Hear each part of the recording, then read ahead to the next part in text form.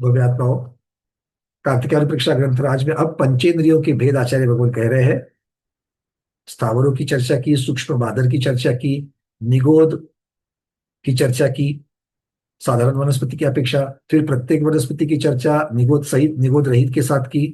त्रस की चर्चा की। अब त्रसों में तो बहुत सारे जीव आ जाते हैं। तो त्रस में से अब यहाँ पर मुख्यता से पंचेंद्रिय के भेदों की चर्चा कर रहे हैं।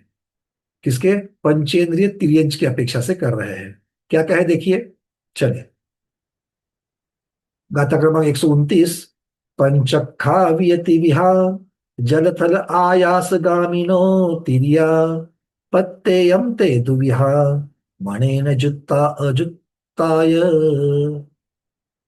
अब वो कह रहे हैं कि पंचखा, पंचेंद्रिय, कौन पंचेंद्रिय? तिरिया, पंचेंद्रिय तिर्यंश, विय भी, पंचेंद्रिय तिर्यंश भी क्या है? तिविहा, तीन प्रकार के हैं। कौन कौन से तीन हैं? जल, थल, आयासुगामिनो। मतलब गामिनो शब्द जो है वो तीन जगह लगा देना। जलगामिन, स्थलगामिन और आकाशगामिन। गामिन मतलब गमन करने वाले, जल में गमन करने वाले, स्थल अर्थात भूमि पर गमन करने वाले, और नभ में, आकाश में गमन करने वाले। इनको क्या कहते हैं? गमन शब्द को हम लोग नॉर्मली क्या कहते हैं? चर। चर शब्द से जानते हैं, जलचर, स्थलचर और नभचर। ठीक है, तो ये तीन प्रकार के होते ही, ये कौन है? सब पंचेंद्रिय तिर्यंच के भेद है। अर्थात विकलेंद्रियों में, विकलेंद्रियों में जो जीव उड़ सकते हैं, विकलेंद्रियों में जो जीव उड़ सकते हैं, उनकी चर्चा यहां पर है। क्या वो भी तिर्यंच है? मच्छर उड़ता है कि नहीं उड़ता है? मतलब आकाश में उड़ता है, इसका मतलब उसको नभचर नहीं कहते हैं यहां पर। क्यों? क्योंकि मच्छर चार इंद्रिय है, यहां पर पंचेंद्रिय की चर्चा चल रही है। समझ में आ गई बात? दो इंद्रिय प्राणी, शंख, जमीन पर चलता है, तो वो स्थलचर हुआ कि नहीं हुआ? बट उसको यहाँ पर स्थलचर कहेंगे क्या? नहीं कहेंगे, क्योंकि वो दो इंद्रिय वाले हैं, यहाँ पंचेंद्रिय के चर। बात समझ में आ रही सबको? तो सिर्फ कहाँ पर विचरण कर रहा है वो चर्चा नहीं है, पंचेंद्रिय की अपेक्षा से देखना, यह सबसे पहली बात महत्वपूर्ण है। चलिए आगे पढ़ते हैं। आगे आचार्य भगवान कहते हैं, ते पत्तेयम दुविहा, ये जो तीनों बताए गए हैं, इन प्रत्येक में दो दो प्रकार है, दुविध दुविध है। जलचर वो दो प्रकार के, स्थलचर वो दो प्रकार के, नभचर वो दो प्रकार के। कौन कौन से दो प्रकार के हैं? मनेन जुत्ता अजुत्ताय। जुत्ता मतलब उसके सहित, मन सहित और मन रहित। अर्थात जलचरों में भी, पंचेंद्रिय जलचरों में भी मन सहित है और मन रहित है। थलचरों में भी मन सहित है और मन रहित है। और नभचरों में भी मन सहित है और मन रहित है। ठीक है, तो यहां पर अब आप लोगों को चार्ट बनाने हैं, क्योंकि यहां पर क्या चल रही है? जीव समास प्ररूपणा चल रही है। यहाँ क्या चल रहा है? जीव समास प्ररूपणा। अब पहले हम लोग क्या करेंगे? ऊपर लिखो पंचेंद्रिय तिर्यंश, उसके नीचे उसके तीन भेद बनाओ। जलचर, थलचर, नभचर। और फिर जलचर के सैनी जलचर, असैनी जलचर। अब असैनी मतलब पंचेंद्रिय ही रखना। सैनी जलचर, असैनी पंचेंद्रिय जलचर। सैनी थलचर, असैनी पंचेंद्रिय थलचर। सैनी नभचर, असैनी पंचेंद्रिय नभचर। चूंकि सैनी पंचेंद्रिय होते हैं, इसलिए वहां पर पंचेंद्रिय लगाने की जरूरत नहीं है। और असैनी चार, तीन, दो इंद्रिय भी होते, एक इंद्रिय भी होते हैं त्रियंश में, इसीलिए वहां पर पंचेंद्रिय लगाएंगे तो भ्रमित नहीं होंगे। ठीक है, तो तीन के दो दो भेद कर लिए। यहाँ की बात है, जब आगे आचार्य भगवत इसके भी और भेद होते हैं, जब बताएंगे तब अपने चार्ट को आगे बढ़ाएंगे। अब 129 नंबर की गाथा के शुभचंद्र महाराज किस प्रकार से टीका करते हैं, देख लेते हैं। सबसे पहले गाथा की संस्कृत छाया। पंचाक्षः अपि च त्रिविधः जलस्थल आकाशगामिनः तिर्यञ्च प्रत्येकं ते द्विविधा मनसा युक्तः अयुक्तः च।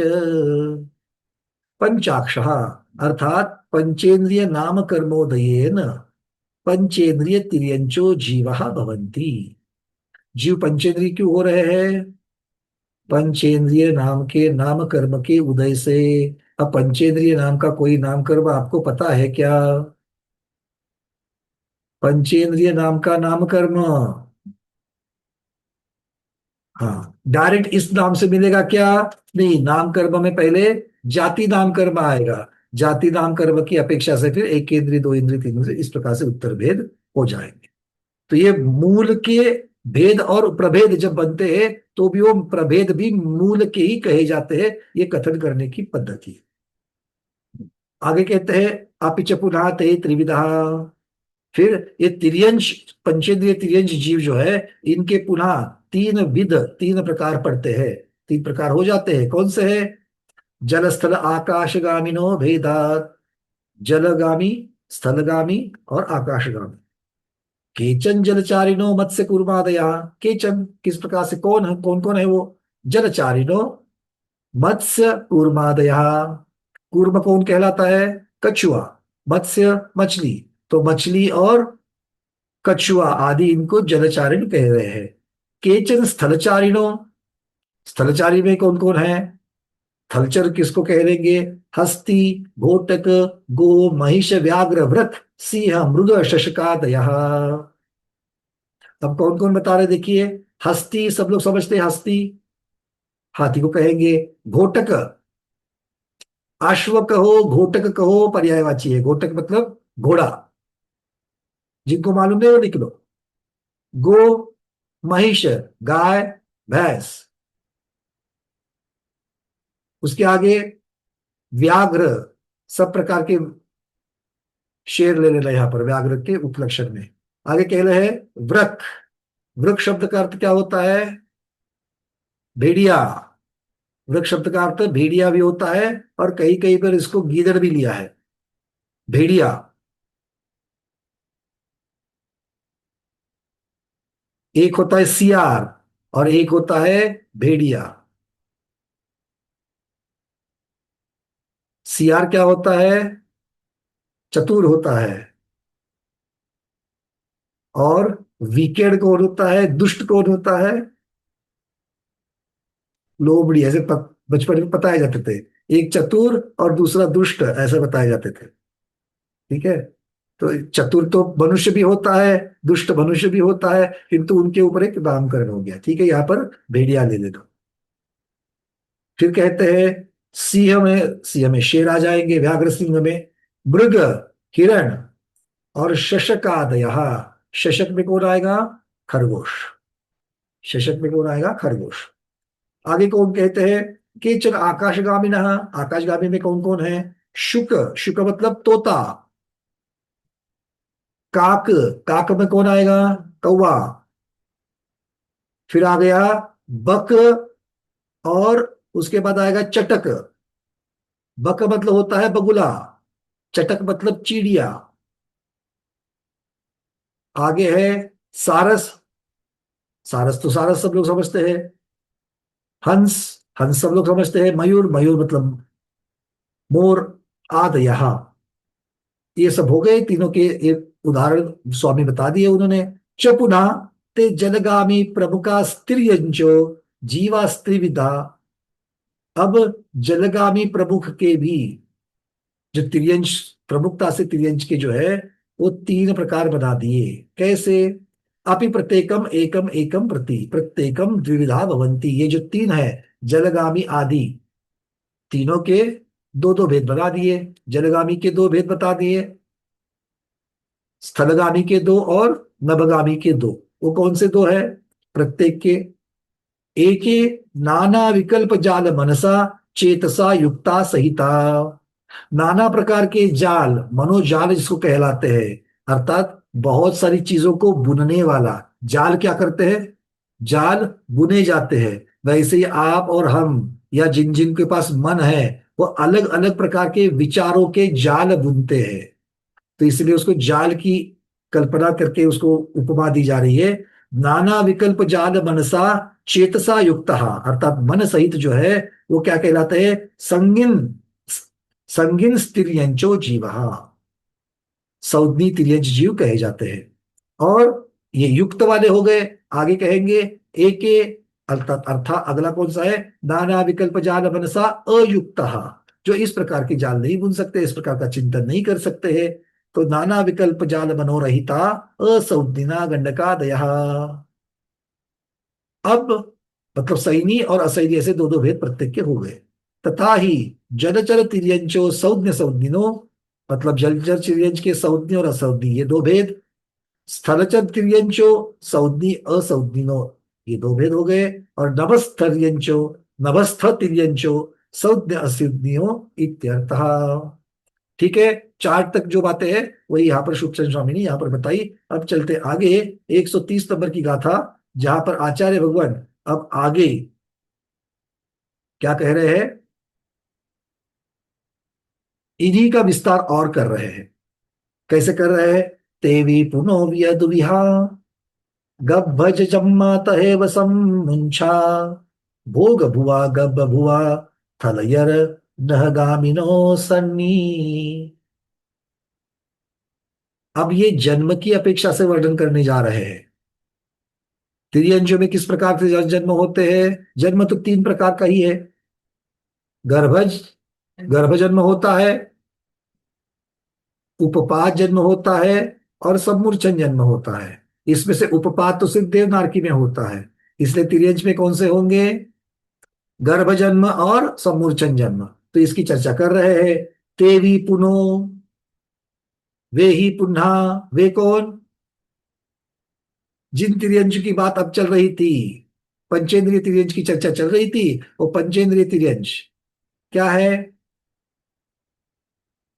जिनके दो दो भेद किए थे। दो दो भेद कैसे है, विय दुविहा, अब इनके दो दो भेद और कर देना, किसकी अपेक्षा, जन्म की अपेक्षा। गब्भ जजम्मा तहेव समुच्चा, वो छह प्रकार के तिर्यंश। अब तक आपके पास छह प्रकार के हुए थे कि नहीं हुए थे, जलचर के संगी असंगी, थलचर के संगी असंगी, और नभचर के संगी असंगी। अब ये जो छह भेद हुए हैं, प्रत्येक के दो दो भेद करो, प्रत्येक के दो दो भेद कौन से, गर्भज सम्मूर्छन, गर्भज सम्मूर्छन। अभी रुको, आगे पूरा नहीं हुआ है। अब क्या कह रहे हैं, भोग भुआ गब्ब भुआ, भोग भूमि के जो त्रियंच है, और थलयर गहगामिनो, थलचर और नभचर ही है। किसमें, किसमें, कौन बताएगा, अरविंद जी। नहीं, भोग भूमि में भैया जी। भोग भूमि की तो चर्चा कर रहे हैं। तो हाँ, भोग भुआ, भोग भूमि के त्रियंज जो है वो थलचर और नभचर ही है। जलचर नहीं होंगे वहां, वहां पर जलचर नहीं होंगे, बहुत और बढ़िया। असहनी नहीं तो होंगे। भोग भूमि में जलचर नहीं होंगे, और क्या कह रहे हैं, सन्नी, मतलब सन्नी होते हैं, असन्नी हम्म, नहीं होंगे। तो भोग भूमियों के त्रियंश थलचर और नभचर ये दो ही प्रकार के होंगे, वहां पर जलचर प्रकार नहीं होगा। और सारे के सारे सैनी ही पाए जाएंगे, असैनी नहीं होंगे। वो गर्भज ही होंगे ना। वो गर्भज ही होंगे, भोग भूमि में गर्भज ही होंगे। ठीक है, चलिए। अब शिवचंद्र महाराज इसको क्या कहते देखते हैं। चार्ट को अभी यहां रोक लेना, क्योंकि आगे पीछे बहुत सारी इंफॉर्मेशन आ रही है, फिर हमको उसको अच्छी तरीके से रखना पड़ेगा। ठीक है, चार्ट को रहने दीजिए, अब आगे चार्ट को बढ़ाएंगे। 130 नंबर की गाथा, उसकी छाया। ते अपि पुनः अपि च द्विविधा गर्भज जन्माण तथैव सम्मूर्छनः भोग भुवा गर्भ भुवा स्थलचरण भोगामिना सन्निनः। अब इसका विस्तार कर रहे हैं। पुनः तेपि पूर्वोक्ता, अर्थात षड्विधस तिर्यंचो द्विविधा द्विप्रकार। अब तक जो छह प्रकार के तिर्यंच बताए गए थे, उनके दो प्रकार होते हैं। एक एक गर्भजन्मान जायमान जीवे ने शुक्र शोधित रूप पिंडस्थ गर्णम शरीर तयोपादानम गर्भ गर्भ की व्याख्या कर रहे हैं आचार्य भगवान यहां पर। गर्भ किसे कह रहे हैं? ततो जाता ये गर्भजा, एक प्रकार गर्भज बता दिया, तो गर्भज किसे कहेंगे? तेषाम गर्भजा नाम, अर्थात जायमान जीवे में, जायमान का अर्थ क्या कर दिया था कल? उत्पन्न होना। उत्पन्न होते हैं कहां पर, कैसे, किस किसमें उत्पन्न होते हैं? शुक्र शोणित रूप पिंडस्य, शुक्र और शोणित, इन दोनों के मिक्सचर से, इन दोनों के मिलने से जो पिंड तैयार होता है, ये पुद्गलिक पिंड, पिंड मतलब क्या है? गोला। वो जो तैयार होता है उसमें वो गर्णम शरीर तयोपादानम गर्भ, वो वही वह आगे चल करके गर्भ कह के वो क्या कर रहा है? उस जीव के लिए जन्म का स्थान तैयार कर रहा है। आगे कह रहे हैं तथैव सब, आगे कह रहे हैं ततो जाता ये गर्भजा तेषाम गर्भजा नाम जन्म उत्पत्तिर ये शाम ते गर्भज बाणः। गर्भज किसे कहा? जो गर्भ से उत्पन्न होते हैं उनको गर्भज कह दिया। गर्भ और गर्भज, एक गर्भ की परिभाषा करी, और गर्भज किसे कहते हैं वो बता रहे हैं। मातुर गर्भ समुत्पन्ना इत्यर्थः, माँ के गर्भ से उत्पन्न होना, इस प्रकार से गर्भज का अर्थ ले लेना। तथैव सम्मूर्छनः गर्भोत्पाद रहिता, जो गर्भ के उत्पाद से नहीं आते हैं तिर्यंज की अपेक्षा, वे सम्मूर्छन कहलाते हैं, वे सम्मूर्छन जन्म वाले हैं। सम, अब सम्मूर्छन का शब्द का अर्थ कर रहे हैं, परिभाषा कर रहे हैं। सम अर्थात समन्तात, मूर्छनम अर्थात जायमान जीवानुग्राहका नाम। क्या क्या कह रहे हैं देखो यहां पर, समन्तात से लेकर के जायमान जीवानुग्राहका नाम, ग्रहण करने के लिए, जो कहां पर? जीव के द्वारा, जो चहु ओर से, समन्तात मतलब चहु सभी जगह से, चारों ओर से जो शरीर के योग्य जो सामग्री को ग्रहण किया जाता है और फिर उसके अंदर जो जन्म होता है वो सम्मूर्छन जन्म है। जीवोपकाराणाम शरीराकार परिणमन योग्य पुद्गल स्कंधानाम। अब ये जायमान जीवा किसको ग्रहण करते हैं? सम्मूर्छन जन्म में किसको ग्रहण कर रहे हैं? वो योनि रूप बनाने के लिए जीवोपकाराणाम शरीर आकार परिणमन योग्य, वो सामग्री, ऐसी सामग्री को, पौद्गलिक सामग्री को ग्रहण करते हैं, जीव ग्रहण कर रहा है कि उससे उसका शरीर बन जावे। उस सामग्री को, शरीर को परिणमन करने के लिए, शरीर को लगने वाली सामग्री में परिणमन करने के लिए वो ग्रहण करते हैं। सम्मूर्छयनम तत् विद्यते येषां ते सम्मूर्छन शरीर, इस प्रकार से जो शरीर बनता है उसे सम्मूर्छन शरीर कहते हैं। सम्मूर्छन जन्म है और सम्मूर्छन जन्म से बना हुआ शरीर सम्मूर्छन शरीर है, ठीक है? या फिर सम्मूर्छन जन्म से जन्मा हुआ शरीर, इस प्रकार से आप कह सकते हो। क्लियर है यहां तक? आगे और भी कह रहे हैं, फिर आपके प्रश्नों को बोलूंगा मैं। अपित्व भोग भुआ, भोग भुआ किसे कह रहे हैं? भोग भूमिज किसे कह रहे हैं? भोग भूमि जातस तिर्यंचो गर्भ भवा, जो भोग भूमि के जो तिर्यंच है उनकी चर्चा भोग भुआ करके कह रहे हैं। गर्भ भवा एवं गर्भोत्पन्ना भवंती न तो सम्मूर्छनः, भोग भूमि जीव जो है ये सिर्फ गर्भोत्पाद से, गर्भ से उत्पन्न होते हैं, ना कि सम्मूर्छन जन्म से।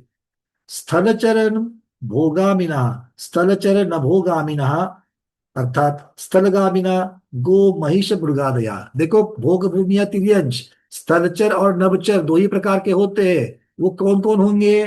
तो वो कह रहे थे कि उदाहरणार्थ, वहां पर आपको गाय मिलेगी, वहां पर आपको भैंस मिलेगी, वहां पर आपको हिरण मिलेगा आदि।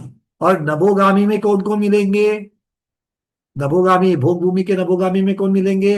हंस मयूर शुक्रादय, तोता मिल सकता है, हंस मिल सकता है, मयूर मिल सकता है भोग भूमि में भी, ठीक है?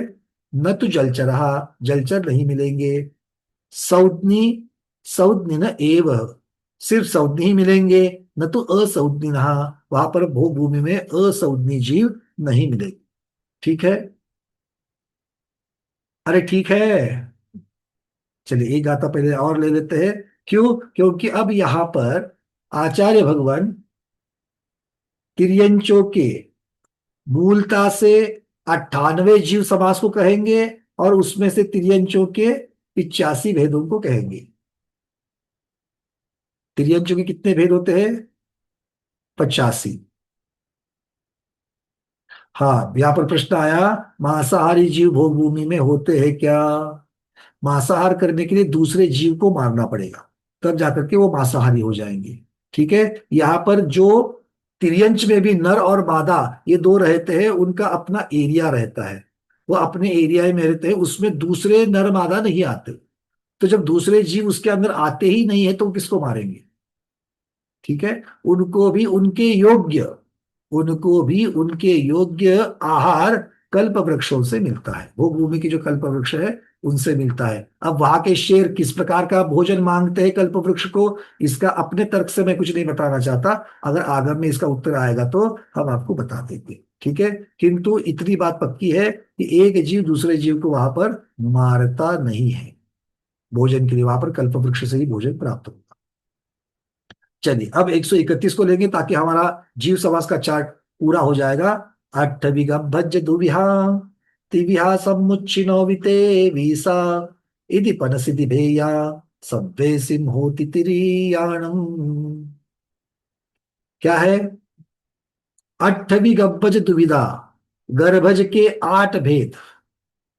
गर्भज तिर्यज के कितने भेद होंगे? 8 भेद होंगे। कैसे?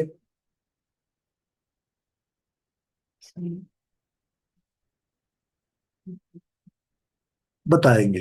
ठीक है, रुक जाइए। अगर आपने जीव समास प्रवृत्ति की पीडीएफ निकाली हो तो वहां पर आचार्य भगवत के बताने का एक अपना क्रम है, उसकी अपेक्षा से उस पीडीएफ में दिया गया है। यहाँ पर आचार्य भगवत के बताने का क्रम अलग तरीके से है, विवक्षा अलग है, इसलिए ये चार्ट नंबर वही आएगा, संख्या उतनी ही बनेगी, किंतु बताने का तरीका अलग है। ठीक है। तो पहले कह रहे कि गर्भज के 8 भेद, ये पर्याप्त और अपर्याप्त के भेद से 16 हुए। कितने हुए? क्योंकि अट्ठवी गब्बज दुविहा, 8 प्रकार के गर्भज के प्रत्येक के दो दो भेद कर लो तो 16 भेद हो गए। फिर तेवीसा समुच्चिनो वितिहा, सम्मूर्छन के 23 भेद, और उनके आगे 3 3 प्रभेद बन जाएंगे। कैसे? पर्याप्त, अपर्याप्त और लब्ध पर्याप्त। तो यहां पर जो अपर्याप्त है वो कौन सा अपर्याप्त है? निर्वृत्त पर्याप्त है। तो पर्याप्त, निर्वृत्त पर्याप्त और लब्ध अपर्याप्त, ऐसे 3 भेद बनेंगे। किसके? 23 प्रकार के सम्मूर्छन से। सो 23 को 3 से गुना करोगे कितने हो जाएंगे? 69 भेद हो जाएंगे। ठीक है। तो ये 69 और पहले 16 कितने हो गए? 85 भेद हो गए। ठीक है। इति सर्वेसिम तिर्यानम, इस प्रकार सब तिर्यंचों के पनसिदी, कितने? पनसिदी भेया होती, पनसिदी मतलब 85 भेद होते हैं। सीधी मतलब 80, और पन पन मतलब 5, उसमें मिला लेना, तो 85 भेद होते हैं। ठीक है। चलिए अब कैसे, ये सुखचंद्र महाराज को पूछ लेते हैं। पहले इस गाथा की संस्कृत छाया। अष्टो अपि गर्भजः द्विविधा त्रिविधा सम्मूर्छना अपि त्रयो विंशति इति पंचाशीति भेदः सर्वेषा भवन्ति तिर्यश्चाम्। गर्भजः गर्भोत्पन्नः। अब गर्भज के भेद कैसे कर रहे हैं देखो। कर्म भूमिज गर्भज तिर्यशो जलचरा मत्स्यादयः। तो पहले जलचर भेद कर रहे हैं किसका? गर्भज में पहले कर्म भूमिज भेद बना दिया, और कर्म भूमिज में जलचर बता रहे हैं। जलचर कौन? मत्स्य आदि। उनका क्या है? सौदिना असौदिनाश्च। तो कितने भेद हो गए यहां पर गर्भज में? कर्म भूमिया, जलचर, उसके सौदनी और असौदनी, इस प्रकार के भेद हो गए। फिर कर्म भूमिज गर्भज तिर्यंच स्थल चरहा, जलचर के 2 भेद हो गए, सौदनी असौदनी कर्म भूमियों के। फिर कर्म भूमियों के थलचर के भेद कौन से है? अभी भी चार्ट में कुछ नहीं लिखना, मैं आपको चार्ट बनाऊंगा, रुको पहले समझ लो। कर्म भूमि जो गर्भ तिर्य गर्भज तिर्यंच स्थलचरः, स्थलचर कौन है? मृग आदि, उसमें भी सौदिना असौदिना, उनके भी दो भेद बन गए। कर्म भूमिज गर्भज तिर्यंच नवचरः, इसमें नवचर भी आएंगे, कौन से? पक्षादया, उसके भी सौदिना असौदिना, इस प्रकार के भेद हो गए। फिर भोग भूमि स्थलचर तिर्यंच सौदिना, क्योंकि इसमें असौदी नहीं होंगे तो एक ही भेद हो गया, ये भी गर्भज है। फिर भोग भूमिज नभश्चर तिर्यंच सौदिना, उसका एक हो गया, क्योंकि भोग भूमि में असंगी नहीं होंगे। अब कितने हो गए टोटल देखो, कर्म भूमि जलचर के दो भेद, कर्म भूमिज गर्भज के स्थलचर के दो भेद, चार हो गए। कर्म भूमिज गर्भज नभचर के दो भेद, छह हो गए। तो गर्भज के छह भेद हो गए कर्म भूमि के। ठीक है। अब क्योंकि कर्म भूमि में गर्भज की अपेक्षा से वर्णन हो गया पहले, अब इसके बाद में ये कितने बने? छह बने। और इन छह में भोग भूमि के दो भेद ऐड हो रहे, कैसे? भोग भूमि स्थलचर का सौदनी और भोग भूमि का नभचर सौदनी, ये दो भेद ऐड हो गए। तो कितने गर्भज के हो गए? टोटल आठ भेद हो गए। ठीक है। अब इन आठ भेद के अब इन आठ भेद के प्रत्येक के पर्याप्त, निर्वृत्त पर्याप्त और लब्ध पर्याप्त, ये तीन भेद हो जाएंगे। तो कितने हो जाएंगे? तो कितने हो जाएंगे?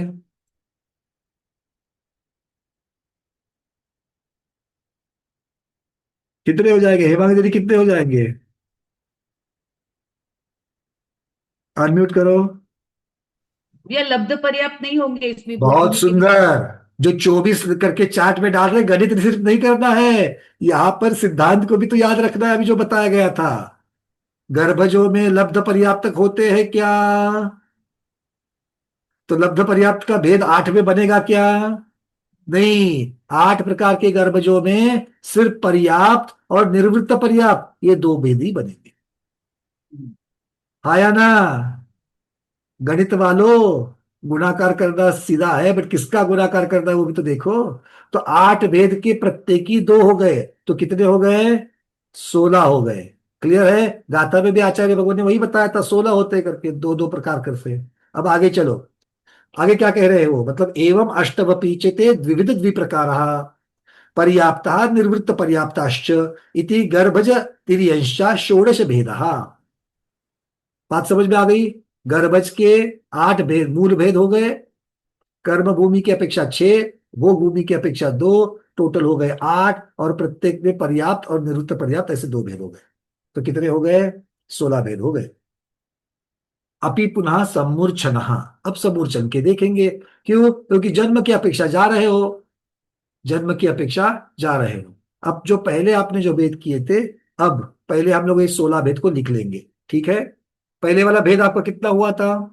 पहले वाली संख्या कितनी आई थी? मूलता में तीन, स्थलचर नपचर और जलचर, जलचर थलचर नपचर, ये तीन आए थे। और तीन में सौदनी असौदनी सौदनी असौदनी सौदनी असौदनी करते हुए कितने भेद बन गए थे? छह भेद बन गए थे। अब इसको साइड में करो, अब नया चार्ट बनेगा। अब नया चार्ट कौन सा बनेगा? अब ऊपर लिखो, गर्भज तिर्यंच के भेद, गर्भज तिर्यंच के भेद, इसके दो भाग बनाओ, कर्म भूमिया गर्भज तिर्यंच और भोग भूमिया गर्भज तिर्यंच।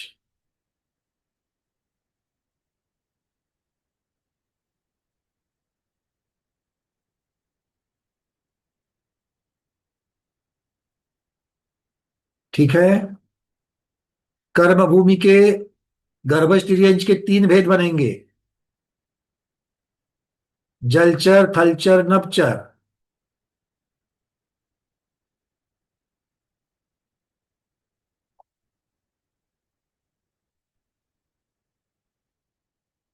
अब भोग भूमि की अपेक्षा से चलो, भोग भूमि में कौन से भेद बनेंगे मनीषा दीदी? मनीषा दीदी, भोग भूमि के कौन से भेद बनेंगे? मनीषा चाह दीदी तीसरी बार पुकार रहे आपको। भोग भूमि तिर्यंज के कौन से भेद बनेंगे? थलचर और नपचर। बहुत बढ़िया, लिखिए वहां पर भोग भूमि तिर्यंज के नीचे थलचर और नपचर दो भेद बनाना। ठीक है। तो कर्म भूमि के तीन भेद बने, यहां पर दो भेद बने।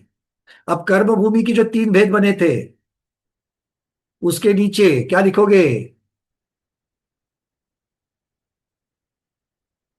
गर्भज की अपेक्षा से दो दो भेद, पर्याप्त और निर्वृत्त पर्याप्त। ये जलचर के दो भेद हुए। गर्भज कर्म भूमिया में जो आपने तीन बताए थे, जलचर थलचर नपचर, तो जलचर के नीचे दो भेद बना लो, पर्याप्त निर्वृत्त पर्याप्त। थलचर के नीचे दो भेद बना लो, पर्याप्त निर्वृत्त पर्याप्त।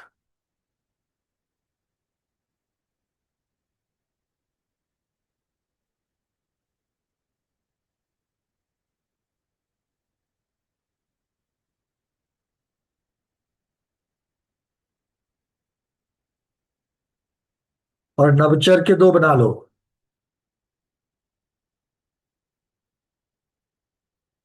हाँ, ये थोड़ी सी गलती हो गई, थोड़ी सी गलती हो गई। पहले हमको संज्ञा असंज्ञी के हिसाब से करना पड़ेगा। ठीक है। तो अभी जो आपने निरुक्त पर्याप्त पर्याप्त जो बनाए हैं, वहां पर पहले संज्ञा असंज्ञी बना लो, तीनों के भी। कर्मभूमि में जलचर के दो भेद, संज्ञी असंज्ञी, नवचर के दो संज्ञा असंज्ञी और थलचर के भी दो संज्ञा असंज्ञी। तो ये पहले छह भेद बना लो।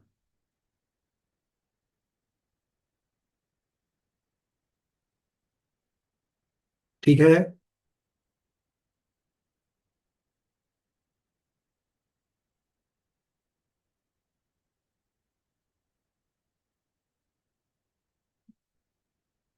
अब भोग भूमि की बना लो। भोग भूमि थलचर और नपचर ही है, तो थलचर का कौन सा भेद बनेगा?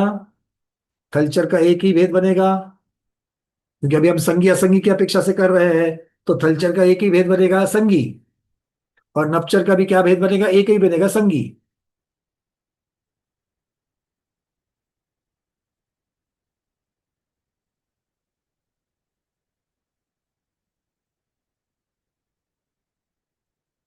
तो कुल मिलाकर के कितने भेद हो गए गर्भज के? कर्म भूमियों के छह बने थे, भोग भूमियों के दो बने। छह और दो, आठ बन गए।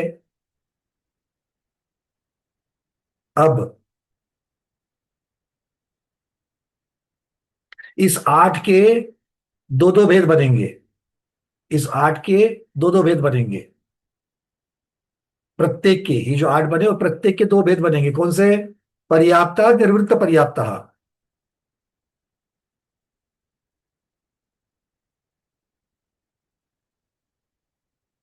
मतलब कर्म भूमि के जलचर के संगी असंगी बने थे, तो संगी के दो भेद पर्याप्त निरुक्त पर्याप्त, असंगी के दो भेद पर्याप्त निरुक्त पर्याप्त।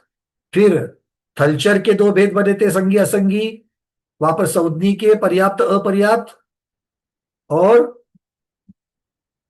असंगी के पर्याप्त अपर्याप्त, निवृत्त पर्याप्त लिखना है आपको वहां पर मुख्यतः से।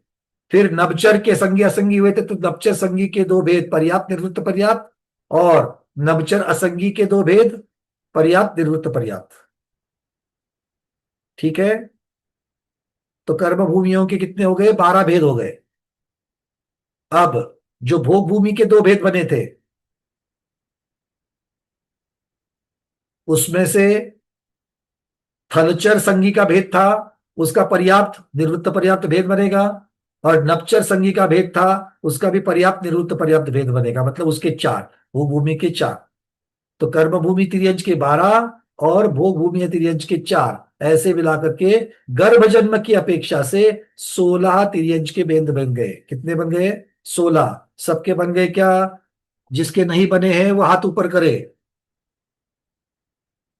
दीपा दीदी आपके नहीं बने हैं?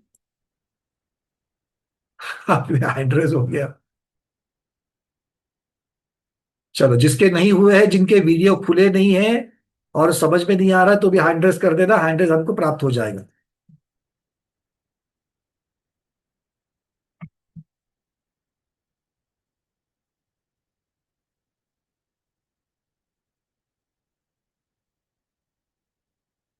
चलो,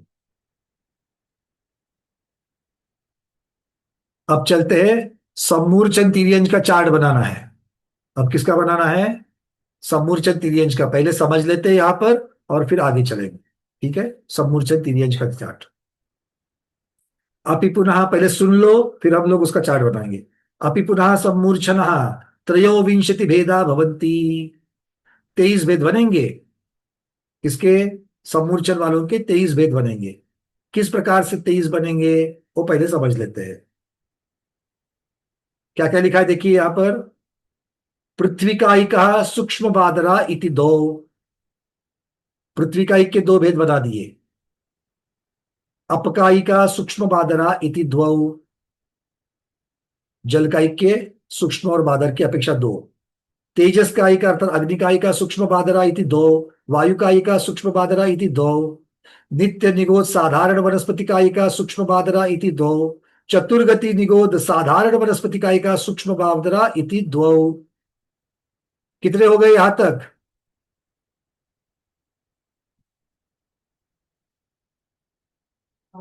सुरेश पहाड़े जी, कितने हो गए? अनम्यूट करिए पहले।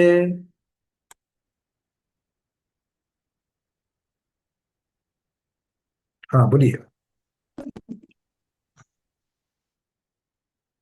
बंदे मेरे 8 हुए। कितने हो गए? आपके 8 हो गए। देखो, पृथ्वी का एक के 2 बनाए, हाँ जल का एक के 2 हाँ बनाए, अग्नि का एक हाँ के 2 बनाए, वायु का एक के 2 बनाए। 8 तो यहीं पर पूरे हो गए। हाँ 8 तो यहीं पर हो गए। फिर हाँ आगे नित्य निगोद के 2, और 10 हो गए। नित्य नियोग के 2। 10 हो गए। हाँ और चतुर्गति निगोद के 2, 12 हो गए ना? 12। सबके 12 हो गए क्या? हाँ चलिए, बहुत बढ़िया। 12। अभी तक इसमें प्रत्येक वनस्पति नहीं आया है। ठीक है, यहां तक 12 इन्होंने बना लिए हैं। आगे बढ़ते हैं। अब आगे क्या कह रहे हैं? अभी निगोद की परिभाषा कर रहे हैं यहां पर आचार्य शिक्षण स्वामी। निगोद की परिभाषा, क्योंकि निगोद की चर्चा आप लोगों ने की। तो क्या है? नियताम गाम भूमि अर्थात क्षेत्रम अनंतानंत जीवानाम ददातिथि निगोदम। एक साथ अनंतानंत जीवों को क्षेत्र देने वाला शरीर निगोद शरीर कहलाता है। कौन से शरीर को निगोद शरीर कहेंगे? जो शरीर एक साथ अनंतानंत जीवों को क्षेत्र, आधार या शरीर प्रदान करता है, वो कहलाता है निगोद। ठीक है, तो निगोदम शरीरम एशांते निगोद शरीरा इति निरुक्त है। तो निगोद की व्याख्या की।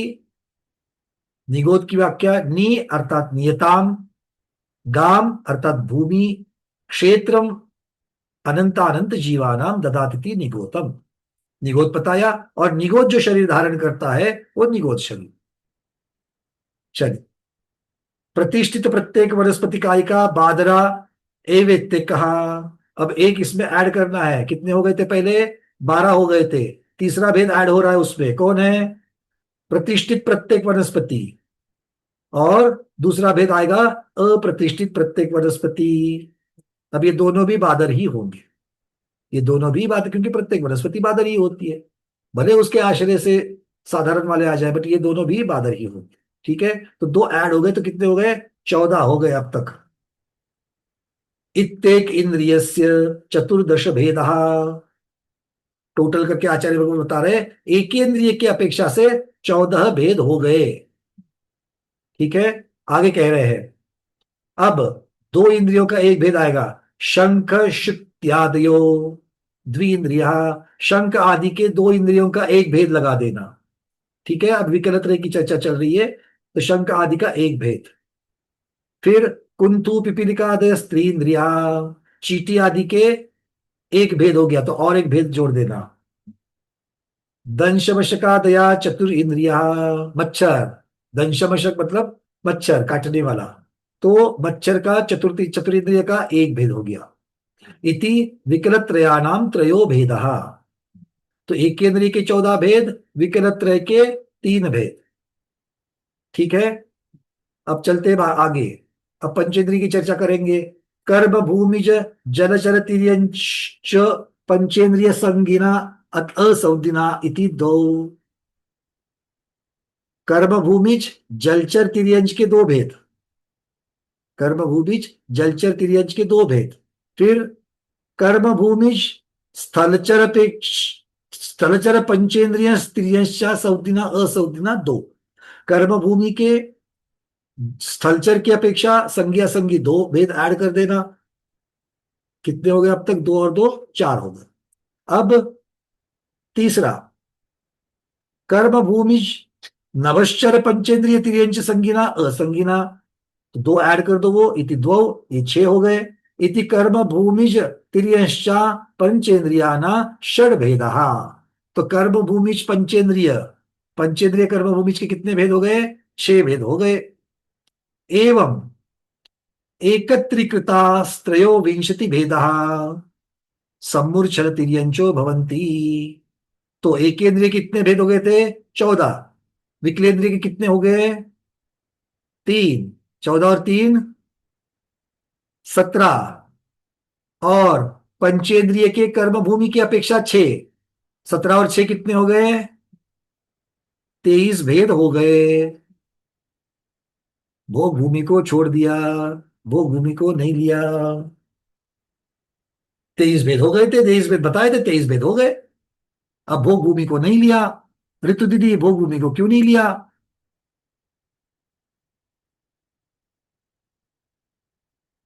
अनम्यूट करिए। हाँ हो गया, बोलिए। वंदना भैया जी, क्या क्वेश्चन था भैया जी? कर्म भूमि वालों को नहीं लिया पंचेंद्रिय में, गर्भ भूमि वालों को ही ले लिया। नहीं, भोग भूमि वालों को नहीं लिया। नहीं लिया। हाँ, क्योंकि भोग भूमि में असैनी नहीं होते, असंगी जीव नहीं होते, संगी तो होते हैं, संगी तो होते तो हैं। संगी वालों को तो लेना चाहिए था, है ना। संगी का भेद तो 15 था, वहां पर नपचर भी है और और स्थलचर भी थलचर है, भी है। तो 2 संगी हाँ, भेद तो आते हैं, but वो दोनों को नहीं लिया यहाँ पर। क्योंकि उनमें लब पर्याप्त तक नहीं होते। लब्ध पर्याप्त तक की तो चर्चा ही नहीं चल रही अभी तक, यहाँ पर पर्याप्त अपर्याप्त वाली बात ही नहीं आई। पर पहुंच रहे हो आप, और थोड़ा सा आगे पहुंचो। पूर्णिमा दीदी, दीदी अनम्यूट नहीं हुआ। वरना भैया जी समुच्चन जीव नहीं होते, बहुत समुच्चन। बढ़िया, ये सम्मूर्छन जीवों की वो चर्चा चल रही है। गर्भज के 16 बनाए थे। देखो किसकी चर्चा चल रही है, नहीं भूलना है। गर्भज के 16 बनाए थे। अब ये सारी चर्चा किसकी चल रही है, गिनती किसकी चल रही है? सम्मूर्छन की। और सम्मूर्छन जीव भोग भूमि में नहीं होते, तो इसलिए भोग भूमि का यहाँ पर नाम ही नहीं आया। ठीक है। 23 सबके भेद मिल गए, सबको 23 भेद। तो पहले इन 23 भेदों को लिखो। कैसे लिखेंगे 23 भेद? 23 भेद कैसे लिखेंगे? सबसे पहले एक सम्मूर्छन तिर्यंच के 3 भेद बनाओ। सम्मूर्छन तिर्यंच के ऊपर लिखो सम्मूर्छन तिर्यंचों की गणना, उसके नीचे 3 भेद बनाओ। एकेंद्रिय, विकलेंद्रिय और सकलेंद्रिय, ऐसे 3 भेद बनाओ।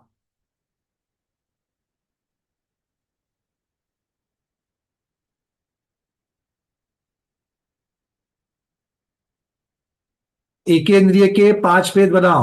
जगह भरपूर चाहिए, यहां पर 23 भेद बनाने हैं। हाँ तो पन्ना लेते वक्त कैसे लेना है? लैंडस्केप के ले लो, बड़ा वाला लैंडस्केप, मतलब ऐसे आड़ा पकड़ लो उसको, तब जाकर के बनेगा, नहीं तो नहीं बनेगा। चलो 3 बनाए। एक केंद्रीय में पहले लिखो। एक केंद्रीय में कौन कौन लिखेंगे? पृथ्वी कायिक, जल कायिक, अग्नि कायिक, वायु कायिक, वनस्पति कायिक। 5 भेद बनाओ पहले एक केंद्रीय के।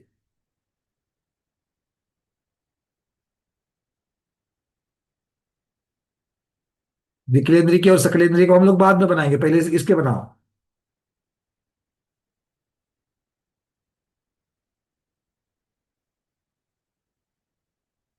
चलिए, पृथ्वी कायिक में सूक्ष्म बादल, पृथ्वी कायिक में सूक्ष्म बादल, दो भेद बनेंगे। जल कायिक में सूक्ष्म बादल, दो भेद बनेंगे। अग्निकायिक में दो भेद बनेंगे, सूक्ष्म बादल। और वायु कायिक में बनेंगे सूक्ष्म बादल। तो पहले ये 8 भेद बना लो।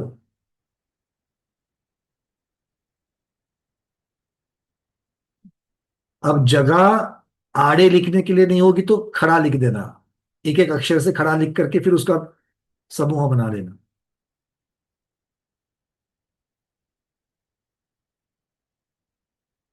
चार के 8 भेद हो गए। चलिए अब आइए वनस्पति कायिक की तरफ। वनस्पति कायिक के पहले दो बनाओ। प्रत्येक वनस्पति, साधारण वनस्पति।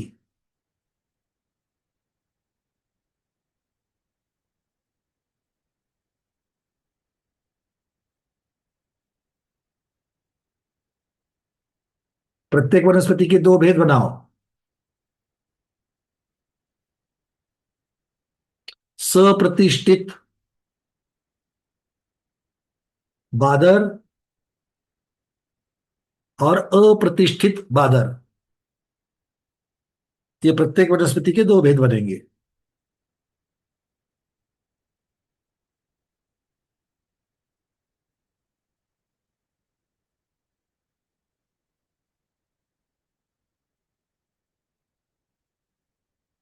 चलिए अब साधारण वनस्पति की बनाते हैं। साधारण वनस्पति के क्या भेद बनेंगे? नित्य निगोदिया सूक्ष्म, नित्य निगोदिया बादर, टोटल 4 भेद बनेंगे साधारण के। नित्य निगोदिया सूक्ष्म, नित्य निगोदिया बादर, इतर निगोदिया सूक्ष्म, इतर निगोदिया बादर, ऐसे 4 भेद बनेंगे। तो सब मिलाकर एकेंद्रिय के कितने भेद बने? पहले 4 स्थावर के तो 8 बने थे, प्रत्येक के 2 उसमें मिल गए, 10 हो गए। और साधारण के 4 मिल गए, इससे मिलाकर के 14 हो गए। जिन लोगों को उत्तर देने की इच्छा होती है वो अपने नाम लॉगिन के बाद में रीनेम किया करे। कल से पूर्णिमा दीदी हम आपको प्रश्न नहीं पूछेंगे अगर नीचे पूर्णिमा जैन नाम नहीं आएगा तो, ठीक है ना? हाँ, अभी एक दीदी ने यहाँ पर ऐसे ही किया, तो अब कैसे भाई, उनका तो वीडियो भी खुला नहीं, अब क्या रेडमी करके उनको बुलाओ? ये देखो, ये दूसरी दीदी यहाँ पर बैठी है, हम उनको जानते हैं, सुरेखा दीदी करके है, उन्होंने अपना नाम रेडमी 9 लिखा हुआ है। कल से लॉगिन का अगर नाम चेंज करोगे तो ही हम आपको पुकार पाएंगे, ठीक है ना? क्योंकि सउदनी जीव की पहचान क्या होती है? पुकारने पर वो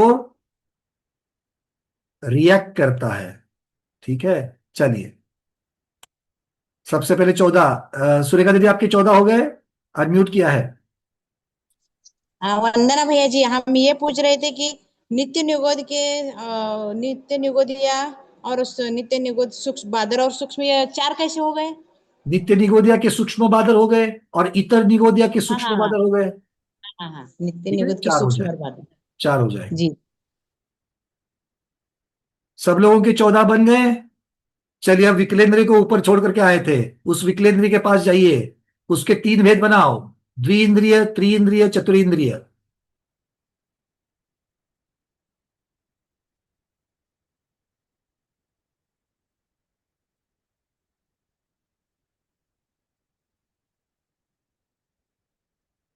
द्विइंद्रिय, त्रिइंद्रिय, चतुरेंद्रिय, कितने भेद हो गए? 3 भेद हो गए।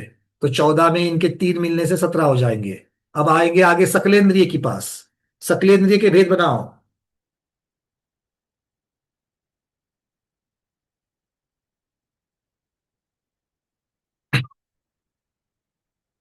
सकलेंद्रिय के क्या क्या भेद बनेंगे देखो। कर्म भूमिया जलचर संगी, कर्म भूमिया जलचर असंगी।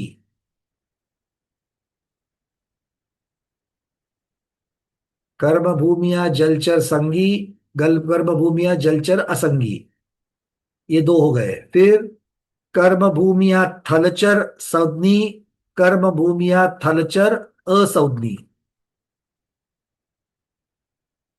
पुष्पा दीदी क्या हो गया? अनम्यूट करो। हो गए भैया जी, 6 हो गए। चलिए बहुत बढ़िया, दो। बहुत बढ़िया। तो जलचर के दो बनाए, कर्म भूमिया जलचर संज्ञी, कर्म भूमिया जलचर असंज्ञी, कर्म भूमिया थलचर संज्ञी, कर्म भूमिया थलचर असंज्ञी, और कर्म भूमिया नभचर संज्ञी, कर्म भूमिया नभचर असंज्ञी। तो ये 6 हो जाएंगे। तो पहले 17 हुए थे, उसमें ये 6 मिलाने से टोटल 23 भेद हो गए। ठीक है। अब ये 23 भेद होने के बाद आगे क्या करना है? अब वो कहेंगे तेपि त्रयोविंशति सम्मूर्छन तिर्यंश त्रिविधा। ये जो 23 सम्मूर्छन तिर्यंश हुए हैं वो 3 प्रकार के हैं, प्रत्येक की 3 प्रकार के हैं। कैसे? पर्याप्त, निर्वृत्त पर्याप्त, लब्ध पर्याप्त। पर्याप्तः, निर्वृत्त पर्याप्तः, लब्ध पर्याप्तः इति। अब इतने भेद बनाने की वहां पर आपके यहाँ पर 69 बनाने की जगह नहीं है, तो नीचे एक लाइन वहां पर नोट बना लो। उपरोक्त 23 भेद के, उपरोक्त 23 भेदों के प्रत्येकी 3 भेद, प्रत्येकी 3 भेद ब्रैकेट में लिख देना। कंस में क्या लिखेंगे? पर्याप्त, निर्वृत्त पर्याप्त और लब्ध पर्याप्त। शब्द कैसे लिखेंगे? देखो, पर्याप्त लिख पाओगे, निर्वृत्त पर्याप्त कैसे लिखते हैं? निर्वृत्य, ऊपर रफार भी है, आधा त और य है, निर्वृत्य, और वह को वृकार भी है, निर्वृत्य। ठीक है। निर्वृत्य पर्याप्त, क्यों? अ का लोप हो जाएगा, निर्वृत्त पर्याप्त शब्द आएगा। और लब्ध्य पर्याप्त में लब्ध्य, ब, ध और ये तीनों को मिलाकर के शब्द बनेगा भ्य। लब्ध्य पर्याप्त, अ का लोप हो जाएगा। क्या लिखा? वाक्य क्या लिखा अर्चना दीदी? वाक्य लिखा कि जो 23 प्रकार के अभी हमने समूर्छन निकाले, उसमें उनके 3-3 भेद मिला के अच्छा, 79 आपने होंगे। आपने अपनी भाषा में लिखा है, ठीक है। जिन्होंने मेरी भाषा में लिखा है, क्या लिखा है? क्योंकि मैं आधे वाक्य में अट गया हूँ। ऋतु दीदी बोलो। उपरोक्त 23 भेदों के प्रत्येक के 3 भेद पर्याप्त, निर्वत पर्याप्त और लब्ध पर्याप्त होते हैं। हाँ, होने से, होते नहीं, होने से, ब्रैकेट पूरा करो, आगे लिखो होने से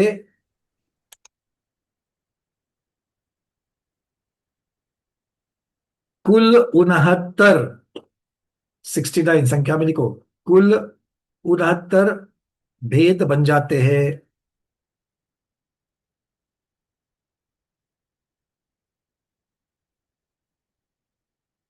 अब आगे लिखना, इस प्रकार गर्भज तिर्यंश के 16 भेद,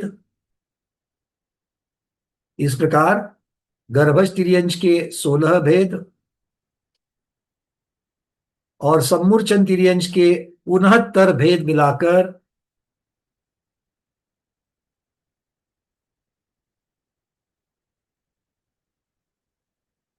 तिर्यंश के 85 भेद, भेद के बाद ब्रैकेट में जीव समास शब्द लिख देना। तिर्यंश के 85 भेद ब्रैकेट में जीव समास होते हैं।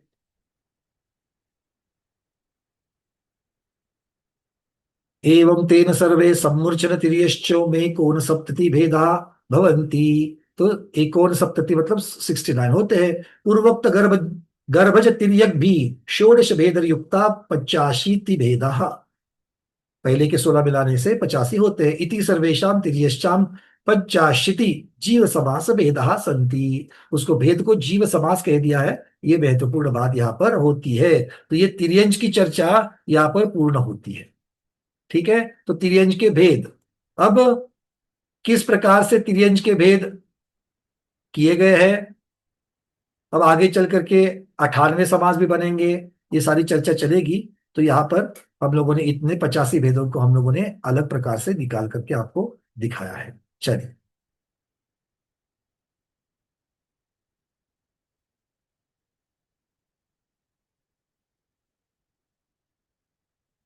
इसके आगे आचार्य भगवान आने तक हम लोग शुरुआत शुरू रखेंगे। हाँ, प्रश्न अगर होगा तो पूछना दीदी, 85 भेदों के ऊपर। अर्चना दीदी पूछिए। भैया एक ये पूछना था, अपन जब चल रहे थे कि भोग भूमि में थलचर नहीं होते, तो जलचर नहीं इसका, होते दीदी, जलचर सॉरी, नहीं होते। जलचर नहीं होते, तो ये जो कल्प वृक्ष के कारण नहीं होते, या वहां पे नदियां समुद्र नहीं होते इस कारण नहीं होते, नहीं, या फिर? ऐसी थोड़ी बात है। समुद्र तो कितने सारे हैं, देखो मानुषोत्तर पर्वत से लेकर के अंतिम स्वयंप्रभ पर्वत तक, बीच में हाँ हाँ, जितने भी समुद्र है सब तो जगह पर जल तो है ही है। उसमें कहीं पर वो सारी जगह में भोग भूमिया है, उसमें कोई जलचर नहीं है। तो फिर उसका रीजन क्या होगा? रीजन इस प्रकार की रचना है ये, इनमें ये नहीं पाए जाते। नहीं वो तो सही है, लेकिन जब मतलब अब कोई जैसे वहां पर स्पेसिफिक, मनुष्य नहीं होते, हाँ मनुष्य नहीं होते, ये इसका बात कारण भी क्या सही। बताओगे? अतः हम लोग क्या कहा, मनुष्योत्तर पर्वत के परे मनुष्य नहीं होते। क्यों नहीं हाँ होते, ये इसका तो, कारण? क्योंकि मानसोत्तर के वो बाहर जा नहीं सकते इसलिए। तो क्यों नहीं जा सकते? घूम फिर करके प्रश्न वही क्षमता, आएगा ना, शब्द आप कुछ भी शारीरिक करके घुमा दो। क्षमता, शारीरिक क्षमताएं नहीं होती इसलिए शायद ना। हाँ हाँ हाँ हाँ हाँ, ऐसा थोड़ी है, शारीरिक क्षमता के लिए तीर्थंकरों ठीक का है बल क्या ठीक कम है क्या? ठीक है, पैदा होने के हिसाब से वहां पैदा ही नहीं होते। मतलब पैदा क्यों नहीं होते, इसी को व्यवस्था नियोग कहते हैं। जी ये बनाई किसी ने, अनादि निधन, इस प्रकार से ये अनादि निधन व्यवस्था, इसे नियोग कहते हैं। ठीक है, जी जी, चलिए। वो भूमि। ऋतु दीदी आपका प्रश्न, हैंड रेस हटा दीजिए जिनका हो गया है। भैया जी, अपर्याप्त और निर्वृत्ति पर्याप्त में क्या फर्क है? बहुत बढ़िया, सुनिए। हमारे पास नाम कर्म के जो लोग नए और जिनको ये पता नहीं है वो लोग ही पूछना, मैं एक्सपेक्ट कर ही रहा था ये प्रश्न को। हमारे पास दो नाम कर्म है, एक है पर्याप्त नाम कर्म, दूसरा है अपर्याप्त नाम कर्म। तो जिन जीवों का पर्याप्त नाम कर्म का उदय रहता है, उन लोगों का शुरुआत जब पर्याप्तियां बनानी शुरू हो जाती है, पर्याप्तियां शुरुआत होती है, कब शुरुआत होती है? जीव विग्रह गति से आकर के अपने जन्म स्थान पर आ गया, फिर देव हो, नारकी हो, मनुष्य हो, तिर्यक जो अपनी अपनी जगह पर आ गया, सब मूर्छन हो, गर्भज हो, उपपाद हो, जहां पे अपनी जगह पर आ गया, सबसे पहले वो क्या करेगा? सबसे पहले वो पर्याप्तियां शुरू कर लेता है। तो पर्याप्तियां जब तक पूरी नहीं होती है तब तक उसे निर्वृत्त पर्याप्त कहते हैं। पर्याप्तियां जब तक पूरी नहीं होती है तब तक उसे निर्वृत्त पर्याप्त कहते हैं, और पर्याप्ति पूरी होने के बाद उसे पर्याप्तक कहते हैं। अब ये किसके साथ में पॉसिबल है? ये पर्याप्त नाम कर्म का उदय वालों में ये दोनों भी पॉसिबल है, कि निर्वृत्त पर्याप्त पहले होंगे, उसके बाद पर्याप्ति पूर्ण होते ही पर्याप्तक हो जाएंगे। जैसे हम लोग कोई रास्ता बना रहे हैं, तो रास्ते का काम जब तक चल रहा है हम क्या कहते हैं? कार्य प्रगति पर है। तो निर्वृत्त पर्याप्त अवस्था कार्य प्रगति पर है, इस प्रकार से समझ लेना। और जैसे ही कार्य पूर्ण हो जाएगा, उसे रास्ता बन गया, तो वो पर्याप्तक हो गया। ठीक है। अब कभी कभी क्या होता है, कार्य पूरा करने से पहले ही कॉन्ट्रैक्टर भाग जाता है और वो रास्ता पूरा होता ही नहीं, ऐसा ही पड़ा रहता है। तो उसकी प्रकार जिन जीवों का अपर्याप्त नाम कर्म का उदय है, उन जीवों के पर्याप्तियां पूर्ण होने से पहले ही आयु पूर्ण हो जाती है, वो भव खत्म होता है, तो उनकी कभी भी पर्याप्ति पूर्ण, उस भव की पर्याप्तियां पूर्ण होगी ही नहीं। तो इसका अर्थ क्या हो गया? ऐसे जीवों को वहां पर लब्ध्य पर्याप्त कहते हैं। तो लब्ध पर्याप्त बनने के लिए अपर्याप्त नाम कर्म का उदय होना चाहिए, और निर्वृत्त पर्याप्त और पर्याप्तक होने के लिए पर्याप्त नाम कर्म का होना चाहिए। तो निर्वृत्त पर्याप्त और लब्ध पर्याप्त में एक तो नाम कर्म का उदय का फर्क है, और एक में भले अभी पर्याप्तियां पूर्ण नहीं है किंतु होगी पक्की जरूर, और दूसरे में पर्याप्तियां पूरी नहीं है, उनकी पक्का पूर्ण नहीं होगी। ठीक है, इस समझ तरह में से कह आएगा? सकते हैं भैया जी, इस तरह से कह सकते हैं इसको, कि जैसे प्रतिष्ठित और सप्रतिष्ठित और अप्रतिष्ठित में भेद किया था हमने, कि वैसे तो वो प्रत्येक वनस्पति ही है, लेकिन अगर उसमें फुई वगैरह आ गई तो वो सप्रतिष्ठित हो गई। हाँ, बट यहाँ पर आप उसको लब्ध पर्याप्त को कैसे कहेंगे? कैसे? क्योंकि सप्रतिष्ठित और अप्रतिष्ठित ये किसके भेद है? ये प्रत्येक के। प्रत्येक के है, ये प्रत्येक के है। मतलब स्वयं उनमें तो कोई साधारण शरीर वाली बात नहीं है, वो स्वयं तो प्रत्येक वाले हैं, तो उनके पास निर्वृत्त पर्याप्त और पर्याप्त जैसी हाँ, सप्रतिष्ठित और अप्रतिष्ठित ऐसी एक ही जीव में दो अवस्थाएं आ सकती है, ये ऐसा हो सकता है। किंतु वहां पर आपको पहले से वो सप्रतिष्ठित है और बाद में भी सप्रतिष्ठित है, ऐसे भी कई जीव है वहां पर, ऐसे भी जीव हो सकते हैं। तो वो क्योंकि मान लो कि ऐसा कोई जीव बना हुआ है कि जिसके ऊपर बिल्कुल बनते वक्त से लेकर के उसका पूरा भाव पूर्ण होने तक उसके साथ में निगोदिया शरीर लगा हुआ ही है, तो उसकी वजह से वो प्रत्येक होते हुए भी हमेशा सप्रतिष्ठित बना रहे। तो इस प्रकार से उसको आप समझने के लिए तुलना कर सकते हैं, बट दोनों चीजें अलग अलग है। हाँ, जियोमी दीदी बोलिए। भैया जी, जैसे अभी आपने बताया कि पर्याप्त के दो भेद हैं, जी यानी पर्याप्तक और निवृत्ति पर्याप्तक। देखो, क शब्द लेकिन लगाने से आप सुनो अधिकार सुनो में तो सुनो सुनो सुनो अपर्याप्त। सुनो सुनो सुनो, पहले शब्द सही कर लो। क शब्द लगाने से स्वामी बन जाता है। नाम कर्म तो पर्याप्त नाम कर्म है। जिसका पर्याप्त नाम कर्म है वो निर्वृत्त पर्याप्त अवस्था में निर्वृत्त पर्याप्त क कहलाएगा, और पर्याप्त अवस्था में पर्याप्तक कहलाएगा। ठीक है, तो कर्म का नाम लेते वक्त क नहीं लगाना है, और जीव का नाम लेते वक्त क लगाना है, और स्वरूप अवस्था का नाम लेते वक्त भी क नहीं लगाना है। आवाज बात आवाज हाँ, कट रही है आपकी, आवाज कट रही है, आवाज कट रही फिर है, से बताता हूं आवाज कट रही है आपकी। दीदी, बाकी लोगों को तो नहीं कट रही, शायद आपके यहाँ पर शायद हो सकता है कि नेट डाउन हुआ रहेगा। अब ठीक आ रही है आवाज मेरी? मैं फिर से एक बार बताता हूँ। पूर्णिमा दीदी, आपको आवाज आ रही है?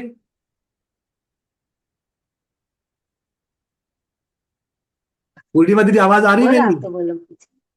हाँ देखो, आवाज जो नाम कर्म है, आवाज नाम कर्म के साथ में क नहीं लगता है, वहां पर पर्याप्त और अपर्याप्त ये नाम आएंगे। ठीक है, जिस जीव के पर्याप्त नाम कर्म का उदय है और पर्याप्त अवस्था में है, वो पर्याप्तक कहलाएगा।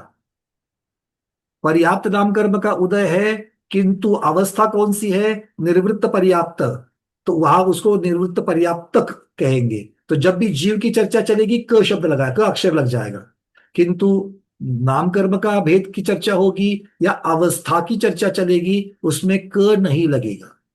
निर्वृत्त पर्याप्त अवस्था, उसमें होने वाला जीव निर्वृत्त पर्याप्त क।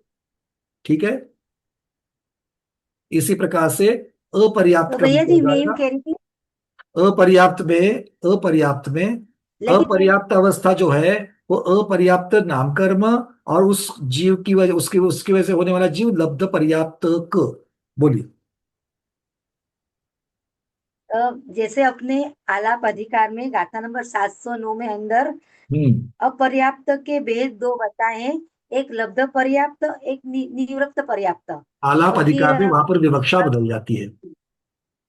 हाँ, नहीं कि वो फिर कंफ्यूज हो जाता थोड़ा। नहीं नहीं नहीं, कंफ्यूज होने की जरूरत नहीं, विवक्षा देखनी है। आप नामकर्म की विवक्षा से देख रहे हो या अपर्याप्त अपूर्णता की विवक्षा से देख रहे हो? आलाप अधिकार में गोबट साठ जीवकार में अपूर्णता की अपेक्षा से देखा है, तो निर्वृत्त पर्याप्त भी अपूर्ण है और लब्ध पर्याप्त भी अपूर्ण है, हाँ या ना? तो हाँ, अपूर्णता की विवक्षा होगी तो दोनों की चर्चा चलेगी, और नामकर्मों की चर्चा होगी तो पर्याप्त नामकर्म की अपेक्षा से निर्वृत्त पर्याप्त की चर्चा होगी, और अपर्याप्त नामकर्म की अपेक्षा से लब्ध पर्याप्तक जीव की चर्चा चलेगी। क्लियर है? तो इसको बिल्कुल कंफ्यूज होने की जरूरत नहीं, विवक्षा देखनी। चलिए, और किसी का प्रश्न? अनिता पहाड़ी दीदी बोलिए। गर्भस्त्रियंच के भेद बताओ ना एक बार वापस। आपने क्या क्या लिखे हैं? नहीं, मैं थोड़ी लेट ज्वाइन हुई ना। नहीं कोई बात नहीं, उसके लिए फिर वीडियो देखो, चार्ट बनाओ, फिर अगर जिज्ञासा है तो हम उसके ऊपर जरूर चर्चा करेंगे दीदी, ठीक है ये ना? एकेंद्रिय विकलेंद्रिय लिख लिया मैंने, सिर्फ गर्भस्त्रियंच के रहे भेद। नहीं नहीं, वो जो भी रहेगा आप उसको वीडियो देख करके निकाल दो, क्योंकि क्या है कि दूसरों के लिए फिर समय ये हो जाता है। सिर्फ अगर सिर्फ सुना ही नहीं तो आप लोग उससे वीडियो से बना लो, ठीक है? सबके प्रश्न हो गए, क्योंकि मुझे आपको एक चार्ट दिखाना है, आचार्य से आने तक मैं एक चार्ट दिखाना चाहता हूँ आपको। जो हमने चार्ट कब बनाया था? गवर्नमेंट सार जीव कांड में, जैसे मैंने बताया वहां की विवक्षा अलग थी, बताने का क्रम अलग था। अब यहाँ पर बताने का क्रम अलग है, किंतु दोनों के उत्तर उसी प्रकार से आ जाएंगे। अरविंद जी पूछिए आपका प्रश्न, फिर अगर समय है तो मैं बताऊंगा। वरना भैया इन इन शॉर्ट ऐसा हुआ कि भी जो अपने 23 वेद पहले बताया, फिर 69 की इसमें पर्याप्त निरूपणार्थ लब्ध पर्याप्त किया, बराबर है। हम्म। तो जो पर्याप्त है इसमें निवृत्त पर्याप्त भी होगा, बाद में पर्याप्त ए- होगा। ए- ए- एक एक एक एक मिनट, कुछ मैसेज आ रहा है। अनुप्रेक्ष सागर जी की समाधि अभी अभी मुनिश्री अमित सागर जी यहाँ पर, तो अमित सागर महाराज की यहाँ पर कोई समाधि चल रही है या शायद समाधि हो गई है। चलिए ठीक है। सब लोग एक आंसर करना है। मैं फिर से ये मैसेज पढ़ता हूं। मुनिश्री अनुप्रेक्ष सागर जी महाराज की समाधि अभी अभी मुनिश्री अमित सागर जी महाराज के सानिध्य में हो गई है। ओम शांति। अनुप्रेक्ष सागर जी महाराज, उनकी समाधि संपन्न हुई है। तो हम सब लोग एक आंसर करेंगे और श्रद्धांजलि देंगे।